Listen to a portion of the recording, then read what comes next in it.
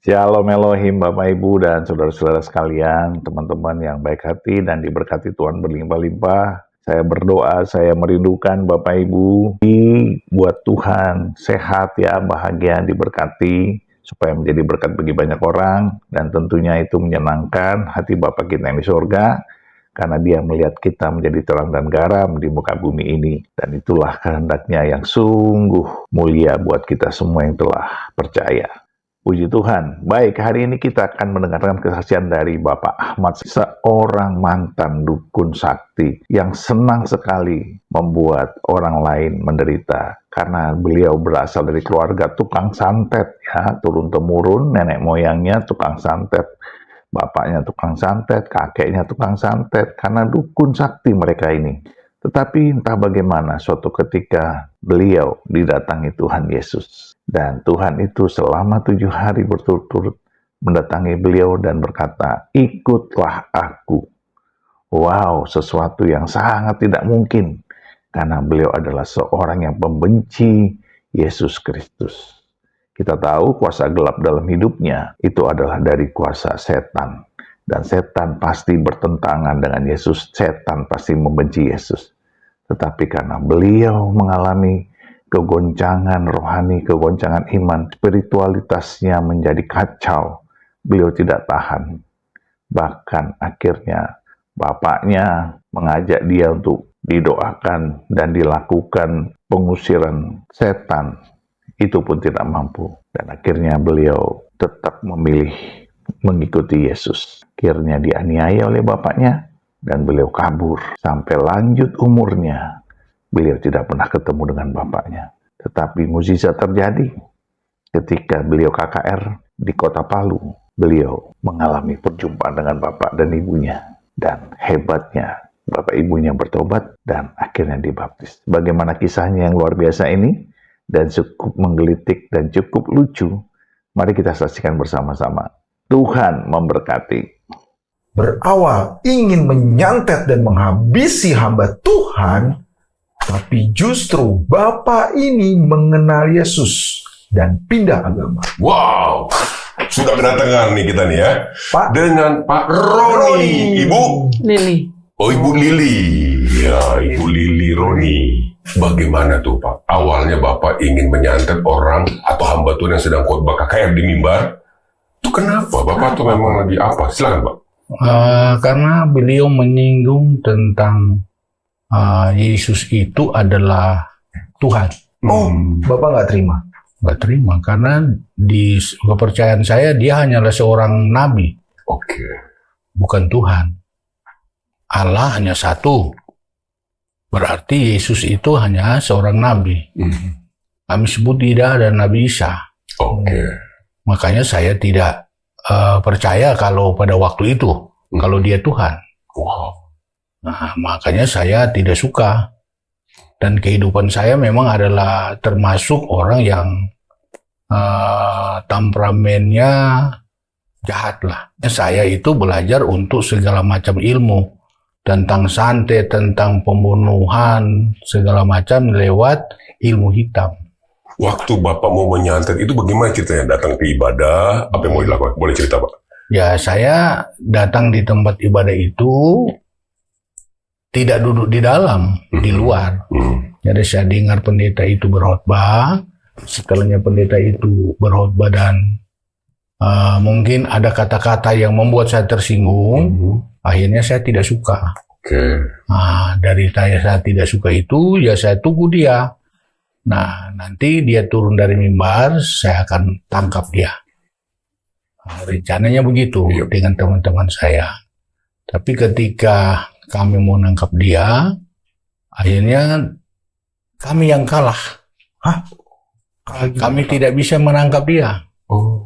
Karena ternyata ilmu kami dia lebih hebat. Pak, boleh cerita? Mau nangkap itu keroyokan atau gimana? Itu mau dipukulin, Pak? Ya. Coba. Rencananya kan mau diikat dia. Rencana kami mau ikat, kami mau bawa dia. Rencananya kami mau aniaya dia lah. Nah, tapi pada hakikatnya tidak seperti itu. Jadi rencana kami itu gagal. Oke. Nah, Oh, jadi maksudnya Bapak ini juga tidak hanya menyerang secara ilmu ya, Iya. pengen melakukan secara fisik Iya. ya, Pak. Oh. Nah, boleh Bapak lanjut ketika Bapak mau menangkap ilmunya dia kata Bapak tinggi. Maksudnya pengertiannya seperti apa Pak? Atau dia menghilang atau apa Pak? Tidak.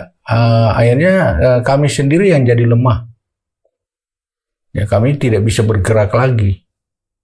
Jadi mungkin dengan caranya dia, bagaimana dia buat kami, sehingga kami yang ada di depan dia bertiga itu udah nggak bisa gerak.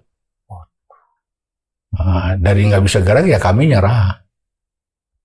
Akhirnya kami pulang kembali dengan kosong. Gitu. Kesel juga kan Bapak ya? Gimana Pak? Bapak rasa kesel? Oh, kesel dong. Kesel, kan ilmu saya termasuk tinggi. Jadi nggak mungkin kalau nggak bisa dilakukan. Oke, sebelum lanjut, ilmu Bapak setinggi apa? Kata Bapak, kan Bapak punya ikat pinggang yang 9 ikat. Itu gimana ceritanya? Ya, kalau ilmu seperti itu, ya itu kepercayaan saya pada tahun 70-an ya. Nah, tahun 79, 78 itu saya bisa menghilang. Menghilang, Pak? Ya, Oke. Wih. terus Maksudnya menghilang itu secara tubuh atau secara roh atau gimana? saya menghilang itu misalnya saya petik daun, saya pakai daun itu. Ya mereka pikir saya itu pohon di situ. Oh, berkamuflase gitu ya, Pak? Ya bunglon gitu ya? Iya. Kayak nyaru. Iya, nyaru jadi kayak sak gitu. Wih. Terus apa lagi Pak? Ya banyak sih. Banyak ya, Pak ya. Nah, Pak, tapi kan Bapak bilang, saya penasaran ketika Bapak bilang pendeta ini ilmunya lebih kuat. Maksudnya saat itu pada lemes kayak pada apa yang terjadi? Iya.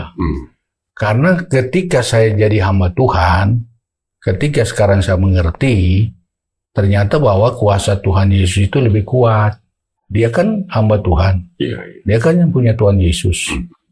Ya, jadi dengan adanya Yesus yang ada di dalam dia hanya bisa berkata dalam nama Yesus 3 kali, sekali orang itu bisa nyerah. Jadi waktu itu yang dialamin Bapak dan teman-teman itu apa, Pak? Ya kembali dengan kosong, Nggak berdaya. nggak berdaya. Kayak linglung gitu, Pak? Iya, Oh, hebat ya Tuhan itu ya. Dengan pendeta itu dengan menyebut nama. Iya. Dalam nama Yesus gitu ya. Iya. Yesus. Terus Bapak nggak berdaya. nggak berdaya. Wow. Dari situlah saya mulai berpikir, saya harus dendam kan. Masa saya tidak bisa lakukan? Tapi pada kenyataannya tidak bisa lakukan lagi. Mungkin karena doanya dia, atau mungkin cara apa yang dia buat, dengan caranya dia supaya saya bisa bertobat dan lain sebagainya, itu saya tidak tahu. Cuma sejak saya lakukan itu, saya tidak bisa berbuat apa-apa lagi. Ilmu Bapak hilang maksudnya. Iya. Bukan Luntur. hilang begitu, Bukan. ada, tapi nggak bisa berkutik lagi. Tidak berdaya. Apa Bapak penasarannya mau mencari hamba Tuhan itu, atau Bapak mengisi ilmu Bapak lagi, atau apa? Ya, saya harus perdalam lagi ilmu saya. Tapi ketika saya perdalam itu, memang tidak bisa lagi. Saya tidak tahu apa yang terjadi. Sehingga saya berpikir bahwa kalau begitu, apa yang harus saya lakukan? Dalam kebimbangan. Dalam kebimbangan. Nah, dalam kebimbangan itulah akhirnya saya bisa percaya Yesus. Bagaimana tuh cara percaya Bapak? Jadi di saat saya sedang tidur, saya melihat bahwa bayangan Yesus itu ada. Bayangan seperti apa? Apa, Pak? Jadi seperti ya dilihat dari atas dia turun, dia pakai jubah. Nah, akhirnya di saat kebimbangan itu dia berkata, ikutlah aku. Nah waktu dia katakan demikian kan saya tidak percaya. Masa saya harus ikut kamu, saya tidak percaya. Iya. Nah, jadi ayah saya bikin acara doa gitu. Bikin acara doa seminggu. Jadi undang pendoa-pendoa datang. Tapi akhirnya tidak bisa. Tidak ada perubahan. Tetap seperti itu. Nah, jadi setiap malam itu pasti jam 1 bayangan itu harus datang. Oh, mengingatkan Bapak. Mengingatkan saya. Berapa lama itu, Pak? Itu selama seminggu. Seminggu setiap malam bayangan itu selalu Iya. ada dan ikutlah aku Iya. terus gitu. Tapi Bapak mengeraskan hati alasannya? Alasannya kan saya tidak kenal. Oh. Jadi orang percaya Bapak santet itu ada yang kena juga? Ada juga, karena kan orang Kristen itu bukan semua yang beriman. Oh, Percaya iya, tapi beriman kan tidak. Orang Kristen mana ada banyak beriman. kita harus tanya nih Bapak nih. Orang percaya itu bisa disantet ketika dia tidak beriman. Iya, Boleh Gimana, Pak? ceritain perbedaannya ya? Ya, artinya begini. Saya tanya Bapak, Mm-mm. percaya Yesus nggak? Percaya. Percaya. Lakukan firman-Nya nggak? Ah, itu dia. Ya. Perbedaannya. Berbeda. Oke. Percaya yes, iya percaya. bisa disantet kalau mereka itu percaya Yesus tetapi tidak Melakukan. bukan. Berarti dalam artian gini, Pak. Maksudnya kalau dia percaya akan ada kuasa itu celahnya ya, Pak. Ya, Oh, dia mendua hati kali kayak kata Bapak. Iya, misalnya gini, Pak. Wah, oh, dia percaya Yesus percaya, tapi oh ini kalau ini kamu harus taruh nih apa gitu atau kamu harus lakukan ini. Iya. Nah itu ya, Pak ya. Jadi- Itu nggak boleh ya, Pak ya. iya. Mendua hati ya Pak ya. Artinya begini, usahamu ini setiap hari Minggu ke gereja. Ada tawaran kalau mau usahamu lancar, kamu harus Iya. Nah, itu yang bisa disantet. Iyalah. Jadi banyak orang Kristen yang ibaratnya kita bilang tembus kena itu yang kayak gitu-gitu ya, Pak. Ya, 99%, Pak. 99%. Ya. Ya, ngeri. Seperti apa Bapak pada akhirnya percaya Yesus ya? Mm-mm. Itu kan berat perjalanan itu. Iya, Pak. Nggak 7 mudah. hari pakai Iya. berdoa ritual ya, Pak, bisa bilang. Mm-mm. Untuk mengusir bayangan itu yang justru Iya. ikut aku. Itu gimana? Iya. Nah, itulah ketika saya didatangi Yesus yang saya katakan tadi berulang kali, Iya. Mbak Putih, ya saya nyerah. Oh. Saya nyerah dan saya bilang dalam hati, dalam doa saya, kalau memang itu kamu perlu bela saya dalam perjalanan hidup saya. Karena ayah saya tidak mungkin mengiyakan saya harus ikut Yesus. Karena keluarga keturunannya Ya, sudah pewaris ilmu-ilmu hitam ya, Pak. Oke. jadi saya minta supaya Tuhan Yesus harus bela saya. Apa yang terjadi Pak? Dan itulah yang terjadi. Ini ada bekas lihat. Bapak dipukul Iya dong, sama orang tua. sama orang tua. Ini 21 jahitan. 21 jam. Oh. Ketika Bapak menyatakan iman Bapak ya, coba Bapak cerita. Jadi aniaya sama papi saya. Karena saya mau percaya Yesus kan, sedangkan ayah saya tidak seperti itu. Waktu itu dibilangnya gimana, Pak? Ya dibilang bahwa saya seorang pengkhianat orang tua. Tidak dengar-dengaran. Kenapa orang tua begitu takut Bapak untuk percaya? Ya karena memang dari kakek, nenek, kakek saya memang semua kan ilmu hitam. Oh, pewaris ya. Harus turun. Harus turun. Jadi ketika Bapak jadi mualaf, itu berbahaya karena tidak ada lagi penerus. Iya. Bukan jadi mualaf, murtad. Jadi murtad, ya salah. Jadi murtad, ketika Bapak jadi murtad, tidak ada lagi penerus. Nah, seperti apa Pak? Pada akhirnya kan dianiaya Bapak nih. Nah, sampai apa aja, maksudnya Bapak dikucilkan kah? Apa? Boleh Bapak cerita Iya. detailnya? Akhirnya saya kan dikucilkan dari orang tua. Nah, pada akhirnya dari umur selesai SMA lah, sampai pada umur 63 itu baru ketemu ayah saya. Oh, Bapak kabur? Atau Iya. dikucilkan kemana Pak? Kabur lah, Oke. saya kabur. Karena nggak bisa lagi kan dengan keluarga. Dengan orang tua. Ya saya kabur. Jadi anak jalanan lah, kemana aja, nempel, di mana aja. tidur sandaran di mana Tapi aja. percaya Yesus, Pak. Iya.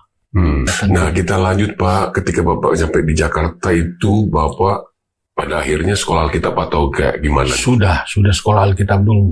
Oh, Ya, di Manado. di Manado sekolah Alkitab. Sekolah Alkitab. Lalu saya datang ke Jakarta itu sudah hamba Tuhan. Oh, jadi hamba Tuhan. Sudah gembala. Oh, bertemu dengan ibu di mana? Belum ketemu ibu. Oh, belum gitu. Ibu tuh masih kemana-mana ya mulai. Nggak tahu dia di mana. Pak, saya tuh selalu maksudnya saya tuh selalu tersentuh ketika ada orang percaya Yesus dan hidupnya harus diperjuangkan untuk percaya Yesus. Nah, Bapak percaya Yesus, dikejar, mau dihabisin sama orang tua ya Pak ya, kita bisa bilang dipukulin tadi Bapak bilang. Apa yang membuat Bapak tetap percaya Yesus? Karena saya sudah merasakan kasih Yesus. Kasih seperti apa? Kasihnya seperti sungai. Wush, mengalir terus. Mengalir terus dalam hati kan? Yang belum pernah Bapak rasa. Iya. Apa yang membuat Bapak yakin Yesus itu tetap memelihara Bapak? Ini buat pemirsa juga Bapak kasih tahu. Pemeliharaan Tuhan itu apa Pak? Seperti Bapak merasakan. Pemeliharaan Tuhan itu satu kesehatan.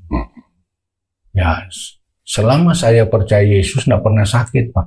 Oh, damai sejahtera Bapak gimana sih? Dulu kan Bapak punya ilmu ya, terkenal di keluarga.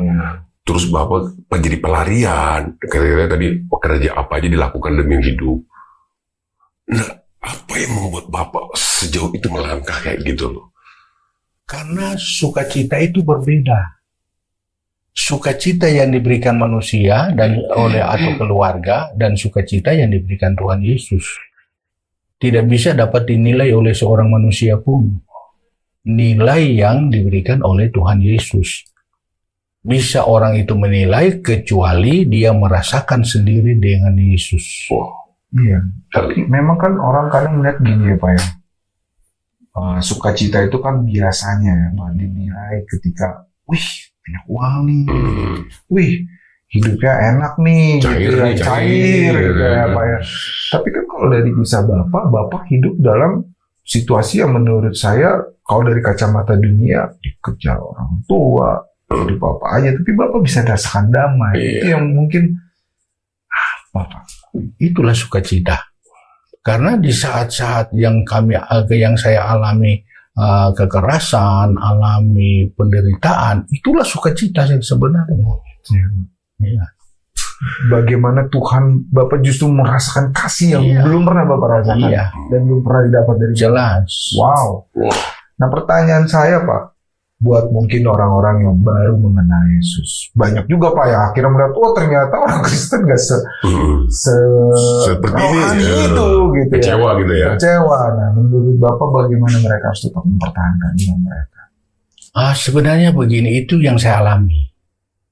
Saya berpikir bahwa sama dengan Bapak bilang. Ketika ada percaya Yesus kan harus begini, begitu. Janji, artinya kata janji. Banyak janji. Iya. Tapi yang sebenarnya percaya Yesus itu bukan karena janji. Bukan karena janjinya Yesus. Tetapi percaya Yesus adalah hakikatnya dari pribadi kita. Kita harus bertanggung jawab ketika kita percaya Yesus, kita bertanggung jawab penuh. Bahwa Yesus itu ada dalam saya dan saya di dalam Yesus. Untuk hidup, makan, minum itu urusan Tuhan. Bukan urusan kita. Yang penting kita lakukan apa kita lakukan perintahnya. Ya terkadang kan orang percaya Yesus tapi kikir. Kikirnya seperti apa Pak? Kikirnya misalnya tidak mau memberi. Nah ini yang menjadi pertentangan di saya. Kalau dulu di saya kan orang susah kita bantu. Ya. Kalau di Kristen ada nggak? Iya. Bapak orang Kristen kan? Saya orang Kristen Pak. Tanya Pak. Pernah orang-orang susah dibantu? Waduh jarang Pak. Ya, iya. Kalau dulu kan kalau masa saya masih di tempat saya, nah ada yang susah kita bawa beras, kita bawa ini, kita bawa itu.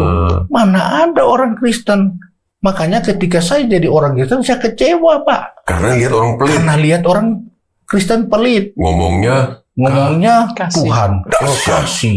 oh haleluya. Air mata menetes. Menetes. Oh Bapak di sorga. Padahal nggak sampai di hati. Tapi pelit. Nah, iya. Saya juga pusing tuh Pak lihat orang begitu. Berarti Bapak harus pikir sendiri.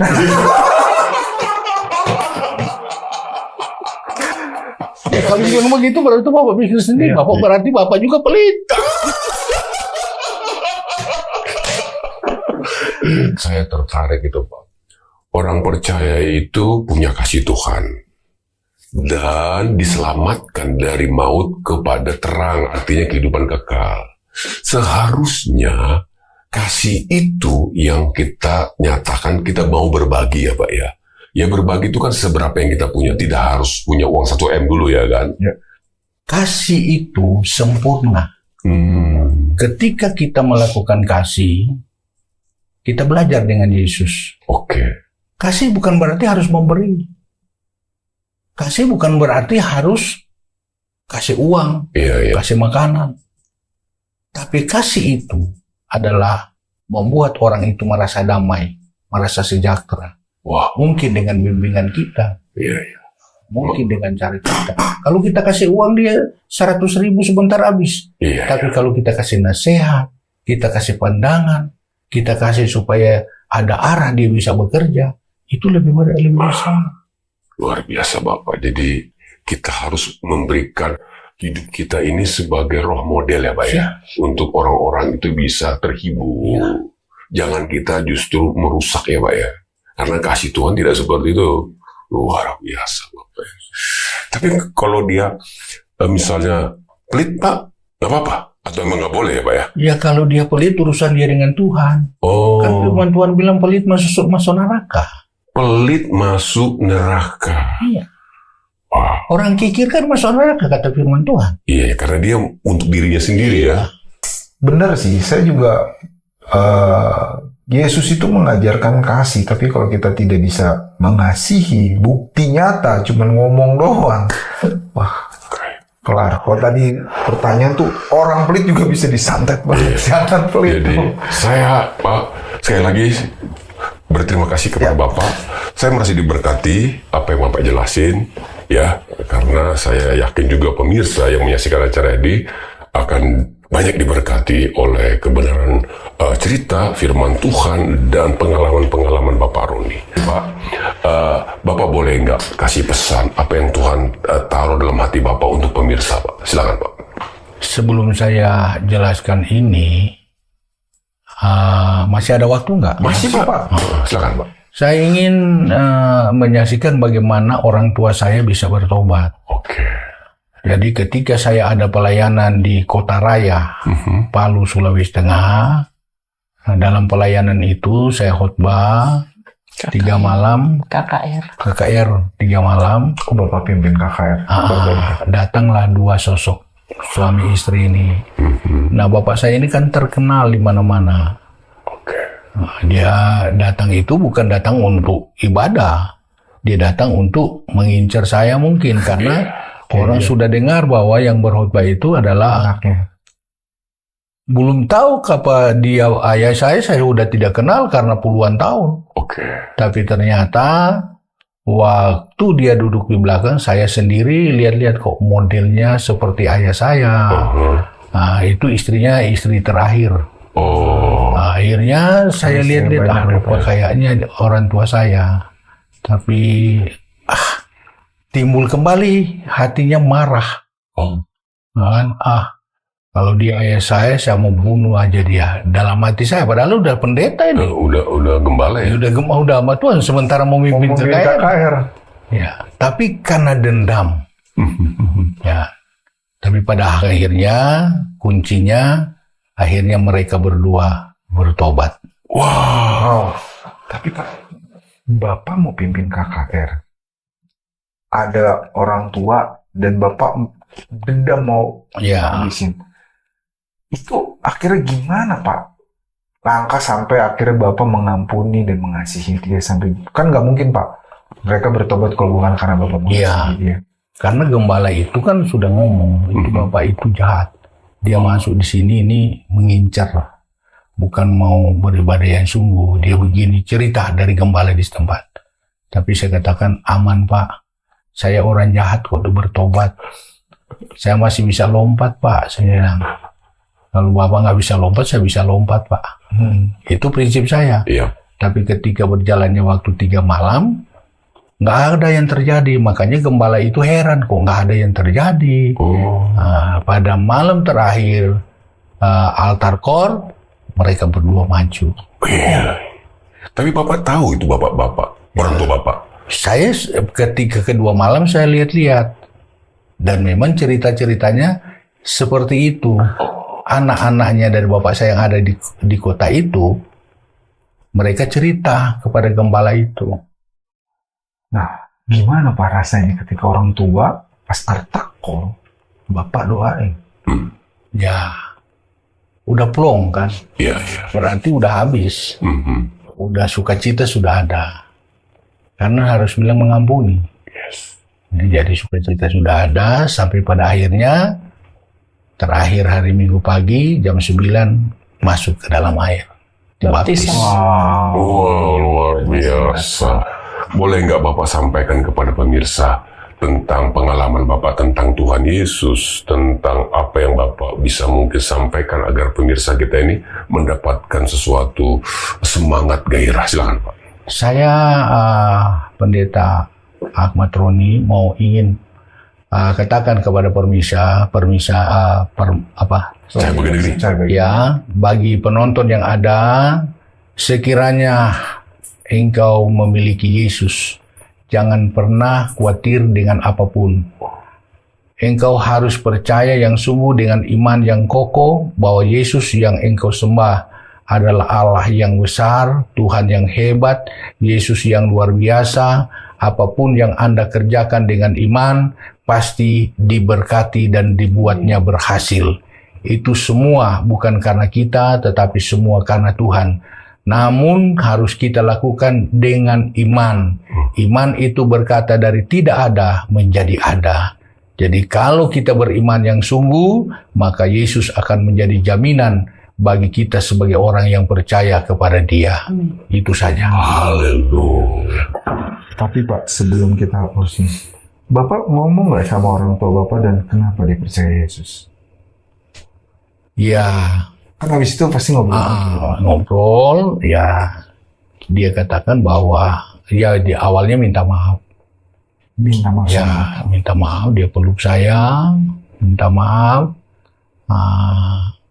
Lalu dia berkata bahwa apa yang dia lakukan itu salah. Tetapi umurnya pada waktu itu 96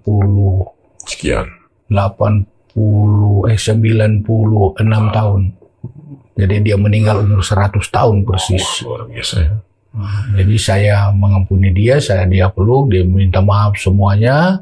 Saya katakan tidak masalah, karena itu merupakan satu sejarah dan itu satu kesaksian yang akan kita bawa seumur hidup kita di dunia ini. Luar Jadi biasa. sebab orang tua ini percaya karena dia melihat kasih juga dari Iya. Bapak ya. Dahsyat Jadi sekali. pemirsa, jangan pernah menyimpan dendam karena kamu percaya bahwa Tuhan mampu memulihkan segala sesuatu. Mungkin kamu disakiti orang tua kamu, mungkin kamu merasa disakiti oleh banyak orang, percayalah, Yesus sanggup memulihkannya. Amin. Ya, Bapak, terima kasih banyak sudah hadir dan berbagi cerita di testimoni Cahaya Bagi Negeri. Kami berdoa buat Bapak dan Ibu supaya pelayanan semakin Amin. luar biasa ya Amin. Pak ya, menjangkau jiwa-jiwa yang belum percaya. Nah, namun karena waktu ya Pak ya, kita akan akhiri ini pembicaraan kita ini. Nah, buat pemirsa, terima kasih juga ya buat pemirsa ini yang masih sampai detik ini terus menyaksikan acara testimoni Cahaya Bagi Negeri. Saya percaya ketika kita beriman dan melakukan dengan benar seperti yang Bapak katakan tadi, Yesus akan menyertai apapun yang sedang kita kerjakan. Luar biasa. Dan buat Pesan buat pemirsa mungkin. Buat pesan buat pemirsa, jangan lupa kalau kamu diberkati, kamu harus berbagi berkat. Jangan kikir. Ini berbagi ini apa nih, bro? Berbagi apapun, gak cuma berkat finansial, tetapi kamu juga harus mengabdikan diri kamu untuk lebih bermanfaat. Percuma kamu berbagi tapi kamu sombong. Iya. Itu juga salah. Yang ini buat berbagi share juga dong. Nah. Jangan sampai lupa. Wadidaw. Dan buat para pemirsa, kalau kamu belum bisa berbagi apapun, paling tidak kamu share konten ini. Karena semakin banyak diberkati, semakin orang diberkati, karena kamu juga menerima berkat, Iya. supaya semakin banyak orang diberkati. Wow. Share, like, komen yang cakep. Luar biasa. Pokoknya luar Luar biasa. Jangan sampai biasa-biasa. Kenapa? Supaya kita menjadi orang luar biasa. Karena Tuhan kita luar biasa. Saya Charlie. Saya Rizky. Ibu. Ibu Lili. Bapak. Ahmad Roni, Bukan Saroni ya. Roni. Iya. Jangan- Tuh, ya. Jangan Saroni. Iya, jangan sorry, Ahmad Roni. Iya. Tuhan Yesus. Puji Tuhan, puji Tuhan, puji Tuhan, kesaksian yang luar biasa dari Bapak Ahmad sekarang menjadi seorang hamba Tuhan pendeta yang melayani jiwa-jiwa supaya mengalami kasih Kristus, mengalami Kristus Yesus. Tetapi kita melihat di sini beliau menyatakan bahwa orang Kristen yang hidupnya tidak sungguh-sungguh, yang tidak melakukan firman Tuhan, yang hidupnya kelihatan baik-baik saja tetapi tidak melakukan firman Tuhan, itu bisa disantet. Bahkan orang yang kikir, karena orang kikir itu penghuni neraka, orang kikir itu tidak melakukan firman Tuhan. Karena orang kikir itu adalah orang yang tidak murah hati. Sedangkan Tuhan kita adalah Tuhan murah hati, kita harus berpadanan dengan Injil Kristus seperti Kristus menjadi murah hati. Orang-orang seperti itu yang kikir ini bisa disantet. Nah, Bapak Ibu dan teman-teman semua, saya percaya Bapak Ibu adalah orang-orang yang baik hati, murah hati, suka menolong, suka memberikan diakonia, suka memberi pertolongan kepada orang-orang yang tidak mampu. Saya percaya karena Bapak Ibu semua adalah orang-orang yang terberkati, dan orang-orang yang terberkati adalah anak-anak Tuhan yang sangat dikasihi Tuhan. Puji Tuhan, tetaplah setia bersyafaat, tetaplah setia bersaksi, tetaplah setia menjadi berkat besar bagi banyak orang, tetaplah setia menjadi terang dan garam di muka bumi ini. Karena Tuhan menghendaki hal itu terjadi dalam hidup kita. Tetaplah semangat dan teruslah menjadi berkat Tuhan. Tuhan beserta kita dan pasti mengasihi kita sekarang dan sampai selama-lamanya di dalam nama Bapa dan Anak dan Roh Kudus, di dalam nama Tuhan Yesus Kristus. Haleluya, haleluya, haleluya, haleluya. Amin, amin, amin, amin, amin.